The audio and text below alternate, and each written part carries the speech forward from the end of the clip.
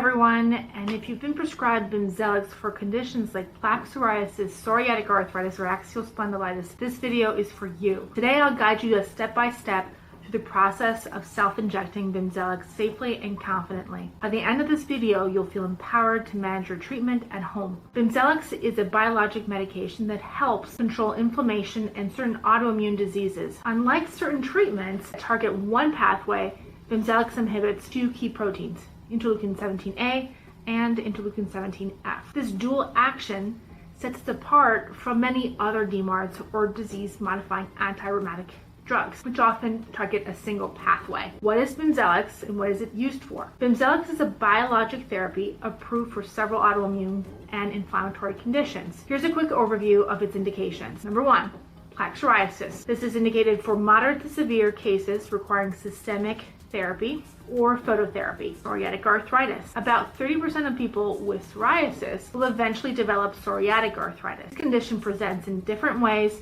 but typically with a hot or swollen joint, finger swelling, or swelling of the tendons, otherwise known as enthesitis. Axial spondylitis. This is effective for both ankylosing spondylitis as well as non-radiographic axial spondylitis, otherwise known as axSpA. Reducing spinal inflammation, pain, and stiffness. The topic of inflammatory back disease needs a whole video by itself, and I'll plan on posting this topic in the future, how ankylosing spondylitis compares to and differs to non-radiographic axial spondylitis. Final indication is hidradenitis suppurativa. This is a condition that causes painful nodules and abscesses in people.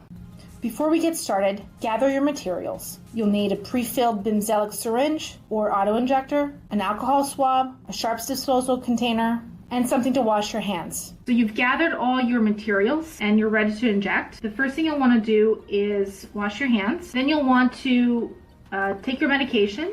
So this is an auto-injector, and it's a demo pen, so there's actually no medication inside of this. So take it out of the refrigerator, and you'll want to inspect the medication to make sure that it hasn't been tampered with.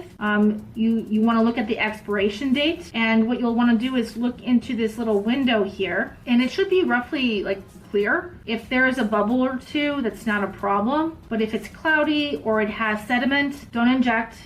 I would recommend that you call your physician or your mail order pharmacy. Oftentimes the mail order pharmacy will send you a replacement, and in terms of your physician, sometimes they have samples in their clinic, but this varies from clinic to clinic. So let's say everything is okay. You want to take this and leave it at room temperature for 30 to 45 minutes. And this is to help reduce discomfort during the injection process. Second thing you'll want to do is choose your injection site. So common areas include your thighs, your lower abdomen, but you'll want to avoid injecting 2 inches around your navel or your upper arms if someone's helping you. You'll want to rotate sites to avoid irritation and never inject into red, swollen, or scarred skin. So let's walk through the injection process for the auto-injector. You'll want to clean the site, so we'll pretend this is skin, like this, and then you'll want to dry the area. This is to help reduce discomfort. You'll take your auto-injector, you'll remove. You'll want to hold the auto-injector like this. What you want to do is essentially press the auto-injector flat onto your skin, and then press firmly until you hear a click. When you hear the second click, which takes about 15 to 10 seconds on a real injector, auto-injector, you'll hear that basically means that the injection is complete, and you'll see the medication go down, so it should be empty at that point. Okay, so let's go like this.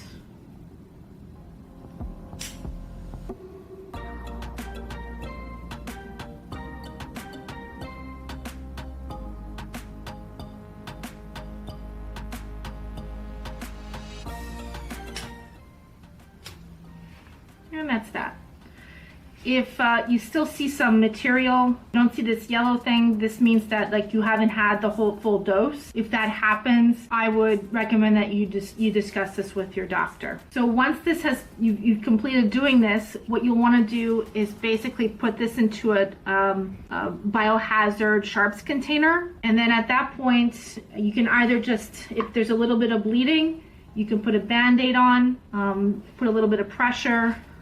but avoid rubbing the area. Here are some tips to make the process easier. Use an ice pack to numb the area before injecting. If you're worried about pain, stay relaxed by taking deep breaths. Distract yourself with music or a favorite show during the injection. Let's address some common questions. What if I see air bubbles? Small air bubbles are harmless and no need to worry. What if I forget my dose? Contact your health provider for guidance. What side effects should I watch for? Mild redness or swelling at the injection site is normal. But if you develop hives in large areas of redness or severe reactions like persistent pain or fever, call your doctor immediately. After injecting, log the date and site of your injection on your calendar. This helps you rotate sites and stay on schedule. If you notice unusual symptoms, document them and share them with your healthcare team. Now you're ready to inject Bimzelx like a pro. Remember, your healthcare provider is always here to support you. If you found this guide helpful, please like, share, and subscribe for more tips.